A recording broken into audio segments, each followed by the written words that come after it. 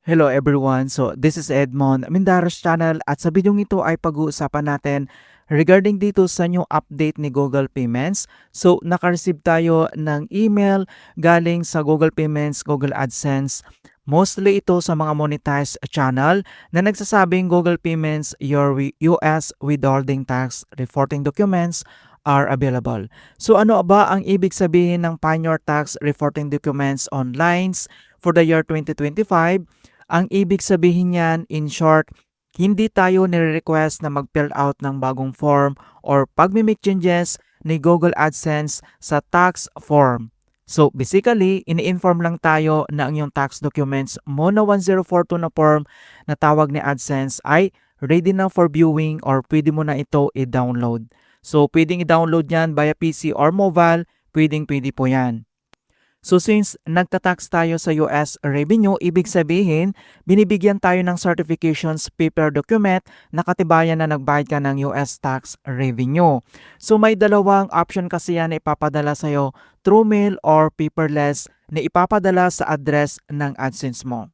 Ano ba yung purpose? Bakit kailangan sinan tayo ng katibayan ni AdSense about tax document or proof na nagtax tayo?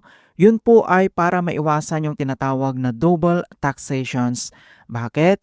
Kasi required sa lahat ng kumikita online na i-declare sa BIR ang kinikita online sa kanila or para sa mga influencer na gustong mag-file ng tax returns sa BIR. So kapag nakita yan ng BIR na nagtatax ka na from US, so hindi na yan madudoble pa. Now, paano naman sa mga maliliit ang sahod na kumikita lang as minimum threshold sa AdSense? Kailangan pa ba na pumunta sa BIR? So, hindi mo na kailangan pa pumunta or required.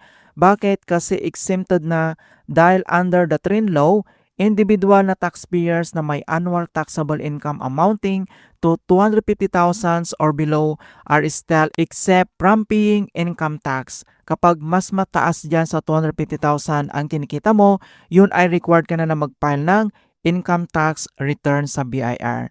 And again, uulitin ko, you don't have to make any changes sa sinend ni AdSense na email ay hindi para mag-submit ulit or mag-update or may changes. Ini-inform lang tayo na ang tax document na patunay na nagbayad tayo ng tax sa US. Certifications or proof na nagbayad ng tax US revenue, magagamit din yan in future purposes kapag nag-file tayo sa BIR. Kaya kung naka-receive ka ng true mail na ganito ay itago mo lang yan, magagamit mo yan in future. Okay, so kung paano ba natin i-view or i-download yung ating tax reporting documents for the year 2025, so dito lang sa email ni Google Payments, mag-scroll down ka lang, and then kailangan mo lang i-tap dito yung Manage Tax Info. And then another tab, ito yung makikita mo na Google Payment Center, mag-scroll down ka lang, at dito lang sa United States, makikita mo, i-click mo lang dito yung Show Tax Details. Kapag na-click mo na yan, makikita mo naman dito yung all details ng yung tax. Okay, mag-scroll down ka ulit. And then, makikita mo dito yung date. So, March 30 na-receive natin. And then, yung 1042-S, itap mo lang ito. And then, may mag-pop up na verify it's you. To continue, please verify it's you. So, kailangan natin itong itap dito yung next. And another tab yung mag-pop up sa atin. Kailangan lang natin i-enter dito yung ating password ng ating account. I-tap mo lang dito yung next ulit. Ayan, so once na-verify na yung password mo dito sa tax center, i-tap mo ulit dito yung 1042-S, i-click mo lang. And ito na siya. Okay, so ito na yung tinatawag na Form 1042-S. Ito na yung tax reporting online natin.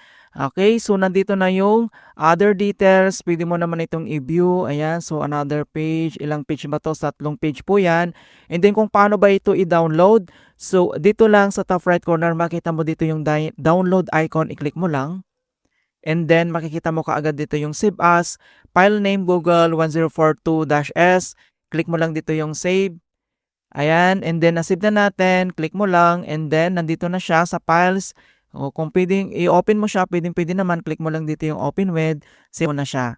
Ayan, so Napakasimple lang talaga mga kaibigan kung paano natin i-download or i-view itong ating Google Payments US withholding tax. Ayan, so makita mo naman dito yung all details. Ayan, so ganun lang po kasimple mga kaibigan kung paano natin i-view or i-download ang Google Payments US withholding tax ngayong 2026.